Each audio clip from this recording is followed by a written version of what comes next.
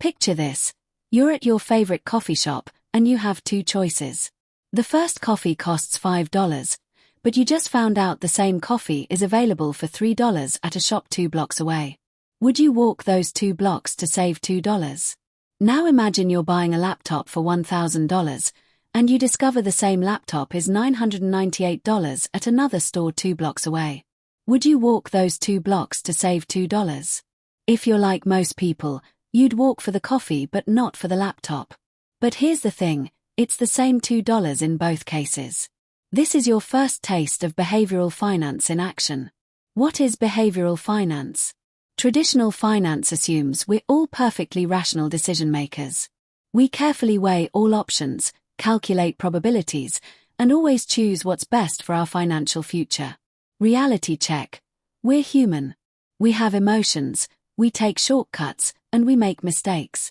Behavioral finance studies how our psychology and emotions actually drive our financial decisions, and more importantly, how understanding this can help us make better choices with our money. Let's talk about why you treated that $2 differently in our coffee shop example. Your brain uses something called mental accounting. It puts money into different mental buckets and treats each bucket differently. You might splurge on a $50 dinner because it's entertainment money, but stress over a $50 increase in your monthly grocery bill. Same $50, different mental bucket, completely different emotional response. Here's where this gets expensive. People often keep money in low-interest savings accounts while carrying high-interest credit card debt. Logically, you'd pay off the debt first. But mentally, the savings account feels like security while debt payments feel like loss. The fear of missing out, FOMO, in investing. Remember 2021? GameStop, Dogecoin, everyone's neighbor was suddenly a stock market genius. FOMO drove people to buy at the peak, right before everything crashed. This happens because of something called herding behavior. When we see others making money, our brains scream we're missing out. We forget our investment strategy and jump on the bandwagon, usually at the worst possible time. The solution: have a plan and stick to it. Write down your investment goals and strategy when you're calm and rational, then refer back to it when FOMO kicks in. Scientists have proven that losing money hurts about twice as much as gaining the same amount feels good. This is called loss aversion, and it's wired into our brains. This explains why people hold on to losing stocks for too long, hoping they'll bounce back, while selling winning stocks too early to lock in the gains. They're trying to avoid the pain of realizing a loss. But here's the kicker. This behavior often makes losses bigger and gains smaller. Sometimes the best financial decision is the one that feels the worst emotionally. We love being right. So much so that we actively seek information that confirms what we already believe and ignore information that contradicts it. If you believe a stock is going to skyrocket, you'll focus on positive news about the company and dismiss negative reports as fake news or market manipulation. This can keep you holding on to bad investments way too long. The antidote: actively seek out opposing viewpoints. If you're bullish on something, specifically look for bear cases. Make it a habit to challenge your own assumptions. Your brain loves shortcuts, and one of its favorites is anchoring, using the first piece of information you receive as a reference point for all future decisions.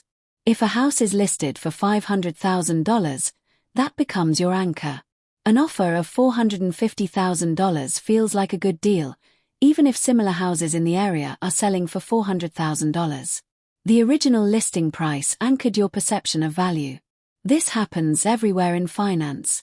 Credit card companies give you a minimum payment option because they know once you see that small number, it becomes your anchor for what you should pay. Present bias: why we can't save for tomorrow. We're wired to value immediate rewards more than future ones, even when the future reward is much larger. This is called present bias, and it's why saving for retirement feels impossible while spending money today feels so good. Your brain literally sees your future self as a different person. Studies show that when people look at age-progressed photos of themselves, they're more likely to save for retirement. The future self becomes more real and relatable. The sunk cost fallacy. You've probably heard "don't throw good money after bad," but your brain rebels against this advice. Once you've invested time, money, or effort into something, it becomes incredibly hard to walk away, even when continuing is clearly the wrong choice. Maybe you bought a stock at $50, and it's now worth $20. Logic says if you wouldn't buy it today at $20, you should sell it. But your brain says I can't sell now, I'd be losing $30. So you hold on, often watching it fall even further. The money you already spent is gone regardless of what you do next. The only question that matters is, what's the best decision moving forward? Success breeds confidence, and confidence breeds overconfidence. After a few good investment picks, people start believing they can consistently beat the market. They trade more frequently, take bigger risks, and ignore diversification. Studies show that overconfident investors earn lower returns than those who stick to simple, diversified strategies. The more confident you are, the more likely you are to make expensive mistakes. How to use behavioral finance to your advantage. Now that you know how your brain works against you, here's how to work with it instead of fighting it. 1. Automate everything you can. Set up automatic transfers to savings and investments. When it's automatic, your biased brain can't interfere with good decisions. 2. Use the 24-hour rule. For any significant financial decision, sleep on it. Emotions run hot in the moment but cool down with time. Your future self will thank you for not making that impulse purchase. 3. Create friction for bad decisions. Remove apps from your phone that make it easy to spend or trade impulsively. Make it harder to access your investment accounts for casual browsing. 4. Plan for your biases. Write down your investment strategy when you're calm and rational. Include specific rules about when you'll buy, sell, or rebalance. Refer to this document when emotions run high. 5. Find an accountability partner. Share your financial goals with someone you trust. Having to explain your decisions to another person can help you catch emotional choices before they become expensive mistakes. Your brain evolved to survive in a world very different from today's financial markets. The same mental shortcuts that kept your ancestors alive can sabotage your financial future. But here's the good news. Awareness is the first step to improvement. You don't need to eliminate these biases. That's impossible. You just need to recognize them and plan around them. Remember, the goal isn't to become a perfectly rational financial robot. It's to understand how your very human brain works and design a financial life that works with your psychology, not against it. The smartest financial decision you can make isn't about picking the right stock or timing the market perfectly.